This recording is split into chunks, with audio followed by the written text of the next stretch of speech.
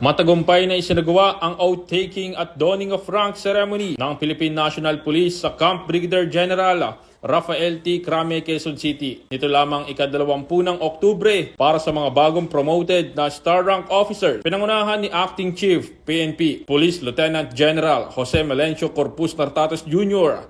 ang panunumpa sa tungkulin at paggawad ng bagong ranggo kasama ang command group, pamilya at mga kapwa-opisyal. Dalawa ang na-promote sa 2-star rank bilang Police Major General, sina Police Major General Wilson Joseph F. Lopez at Police Major General Maria Leonora C. Camarao. 15 opisyal naman ang naitaas sa 1-star rank bilang Police Brigadier General. Tampok sa seremonya ang patuloy na advokasya ng PNP sa profesional na pag-unlad, merito sa promosyon at pagpanday ng literato, kaakibat ng tema Bagong PNP para sa bagong Pilipinas, serbisyong mabilis, tapat at nararamdaman.